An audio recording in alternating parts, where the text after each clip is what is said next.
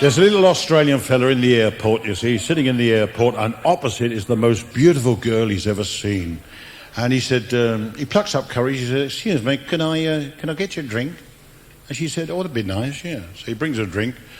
He says, can I ask you, why are you travelling? You going on holiday? She said, no. She said, I am the president of the Nymphomaniac Society of the world.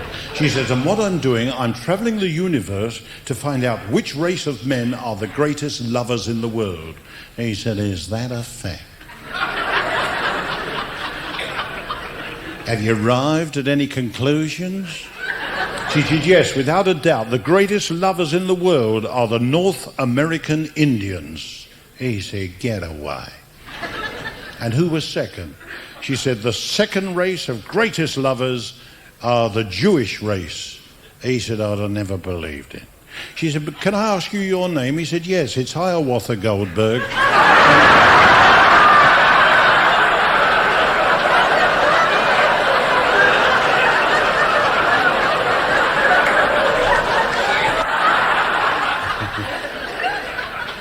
There's this shark swimming around the English Channel, and he comes to this little squid. He said, hello, squid, you don't look well.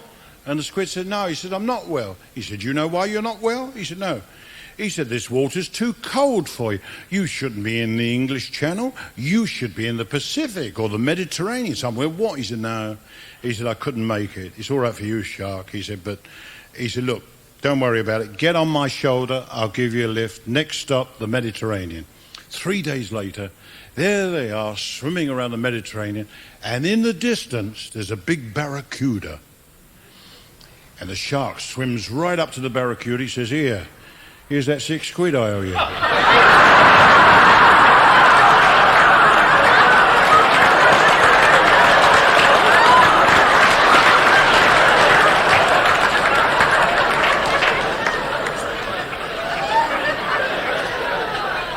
There's 4 golfers, and they play golf every Sunday morning, you see. It's been going on for ages, and one day the wives take exception to it. Look, they said, you're at work all the week, the kids never see you, you're out playing golf on Sunday. It's got to stop. And they put the block on it. And about 3 months goes past, one of them phones up the others. He said, we haven't played golf for 12 weeks. Surely they can't object if we have a game on Sunday. And they all meet on the first tee. When they get there, one of them says, this is the most expensive game of golf I ever played in my life. Do you know, before I could come here today, I had to buy the wife a new fur coat. The other one said, what about me? Her and her mother want to go on the Mediterranean on a cruise. He said, I had to pay for that. The other one says, I had to give my wife 1,000 quid and let her loose in Harrods. And the last one says, yes? He said, well, what? He said, no, it didn't cost me a penny. I said, how'd you manage that? He said, I was laying in bed this morning. I turned to the wife. I said, golf course or intercourse? And she said, don't forget your sweater.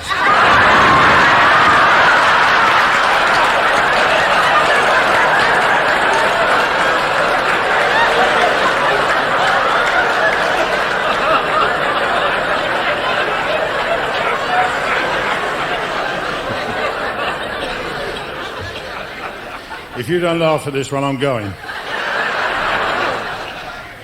There's this fella, you see, he comes home from work midday, and his wife, who was very flat-chested, has suddenly developed this beautiful bosom. He looks at her, he says, what happened to you? She says, you are not going to believe this. She said, but some gypsies knocked at the door this morning. They sold me a mirror, and the head gypsy said, the first time you look into that mirror, any wish you wish for will be granted. She said, I didn't believe them. She said, away they went. And I thought there was nothing to do, so I said, mirror, mirror on the door, make my bust a 44. Isn't it wonderful? She said, look. And he said, yeah, it looks great, yeah. She said, I'm going down the town to get a bra. She said, could you get your own lunch? He said, yes. So away she goes. And he stands there looking at this mirror.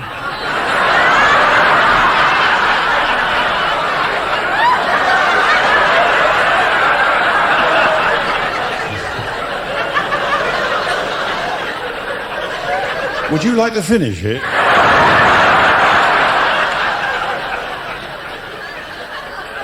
And he thinks, I bet they were kidding her. So he says, mirror, mirror on the door, make my ding-a-ling touch the floor. and his bloody legs fell off.